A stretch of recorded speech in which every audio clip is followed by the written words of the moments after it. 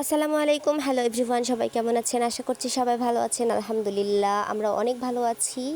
আজকে চলে এসেছি রামেন রেসিপি টিপস কিছু ভিডিও নিয়ে। তো রামেন বানাতে যা কিছু লাগবে সব কিছু কিনে নিয়ে এসেছি। এটা হচ্ছে ম্যাজিক মশলা, এটা রামেনের টেস্ট একটু বাড়ায় দেয়। এটা সয়া সস আর মাংস লাগবে, তাই মাংস অল্প করে কিনে নিয়ে আসছি। আর নুডলস নিয়েছি 7 প্যাকেট। তো এইবার একে একে সব কিছু রেডি করার পালা। প্রথমে মাংসগুলো আমি ব্রাউন করে ভেজে নিব, একদম কড়া ভাজা করে। তাই এই মাংসগুলো ধুয়ে সুন্দর করে এখানে সব কিছু মশলা দিয়ে আমি ম্যারিনেট করে রেখে দিচ্ছি। আর মাংসের মধ্যে লবণ, হলুদ, মরিচ, জিরার গুঁড়া, ধনের গুঁড়া, চিলি ফ্লেক্স সব কিছু দিয়ে সুন্দর করে ম্যারিনেট করে রেখে দিচ্ছি। এটা একদম লাল লাল করে কড়া করে ভেজে নেব।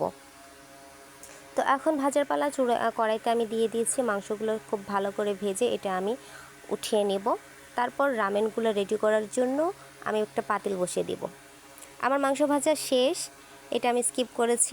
পাতিলের মধ্যে সাদা তেল দিয়েছি এবং এর মধ্যে রসুন কুচি আর পেঁয়াজ কুচি দিয়ে এটা ব্রাউন করে ভেজে নেব। আর এর মধ্যে এটা ভাজা হয়ে গেলে পর্যাপ্ত পরিমাণ পানি দিয়ে দেব। রামেন বানাতে ঝোলের পরিমাণ একটু বেশি লাগে, তাই পানির পরিমাণটা অনেক বেশি লাগবে। আমি এটা খুব ভালো করে ভেজে নিচ্ছি, একদম ব্রাউন করে ভেজে নেব। খুব সুন্দর ভাজা হয়ে গেছে। এখন এর মধ্যে পানিগুলো দিয়ে দেবো। দেখতেই পাচ্ছেন পানির পরিমাণ অনেক বেশি দিয়ে দিয়েছি, ভয়ের কিছু নেই, এই পরিমাণের পানি লাগবে। এখন এই পানির মধ্যে রামেনের যতগুলো মশলা আছে সব অ্যাড করতে হবে। প্রথমে আমি আদা রসুন বাটা দিয়ে দিয়েছি, তারপরে টমেটো সস দিলাম, এরপরে ম্যাজিক মশলা যেটা এটা দিয়ে দিচ্ছি। এইরকমভাবে সব প্রত্যেকটা প্যাকেট আমি একটা একটা করে ছেড়ে দিয়েছি। তো ম্যাজিক মশলা দেওয়া শেষ। এখন যে নুডলসের যে মশলাটা ছিল, প্রত্যেকটা নুডলসের প্যাকেটের ভিতরে যে মশলাটা ছিল, এইগুলো এখন এই পানির মধ্যে আমি সবগুলো অ্যাড করে দিচ্ছি। 7টা নুডলসের প্যাকেট, 7টা মশলার প্যাকেট ছিল, ওইগুলো দিয়ে দিয়েছি। এখন যে চিলি ফ্লেক্স ছিল সেটা দিছি, একটু মরিচের গুঁড়া দিছি, কারণ রামেনটা একটু ঝাল ঝাল হলেই বেশি ভালো লাগে, তাই একটু ঝালের পরিমাণ বাড়িয়ে দিছি। ঝালের পরিমাণটা আপনারা আপনাদের পছন্দ মতো দিতে পারেন। তো দেখতে পাচ্ছেন আমার এটা সব কিছু একদম কমপ্লিট দেওয়া। এখন শেষমেশ দিয়ে দিচ্ছি হচ্ছে লেবুর রস। লেবুর রস দিলে আর একটু স্বাদ বেশি হয়। আর এরপর দিচ্ছি একটু সয়া সস।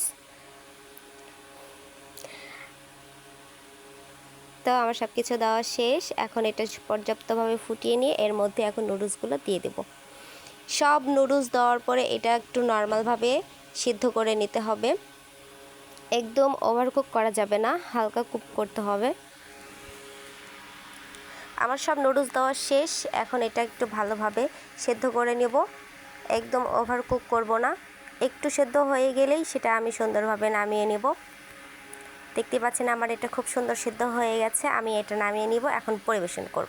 তো ফাইনালি আমরা রামেন পরিবেশন করেছি। প্রত্যেকটা বাটিতে রামেন দিয়ে দিয়েছি এবং সবজির দিক থেকে শুধু আমরা শসা দিয়েছি, কারণ এখন বাজারে গিয়ে আমরা আর গাজর, টমেটো এইসব পাই নাই, খুঁজে দেখেছি, যার কারণে এইসব স্কিপ করেছি। তারপরেও রামেনের লুকটা খারাপ হয় নাই, খুব সুন্দর হয়েছে। তো আমরা সবাই মজা করে খাচ্ছি, প্রত্যেকটা বাচ্চাকে দিয়ে দিয়েছি। ঝাল একটু বেশি হয়েছে, বাচ্চাদের ক্ষেত্রেই ঝালটা একটু বেশি হয়েছে, আমাদের ক্ষেত্রে নয়। সবাই খুব